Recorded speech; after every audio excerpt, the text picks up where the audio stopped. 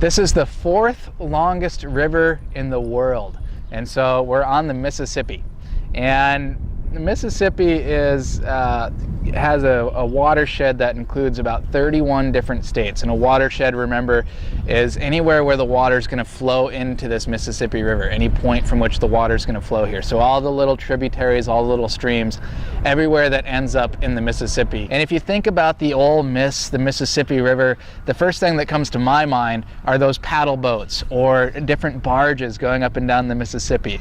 A great way to transport goods from one place to another is along a water body. Allow those barges and those paddle boats to make their way up and down. One of the things we've done is create navigation channels, so straighter pathways. Another thing we've done is to create locks, and if you picture a lock, it closes off a section of the river, allows the water to rise, basically creating a small lake. That way it's a flat navigational pathway for those boats. When you do this, you basically increase sedimentation. If you look at this water, I don't know if you can see it in my hands, but even in my hands I can see the sediment in the Mississippi.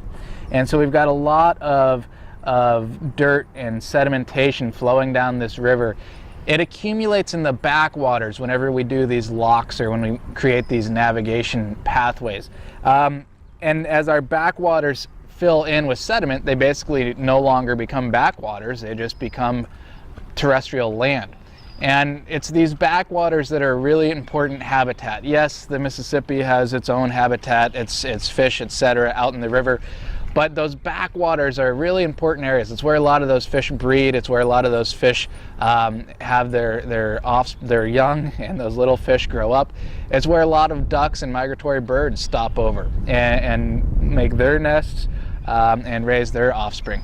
And so that's one of the big things that this Upper Mississippi River Conservation Council is working on, is ecosystem management, trying to maintain the backwaters of the Mississippi River and keep that habitat for all the fish and bird species out there.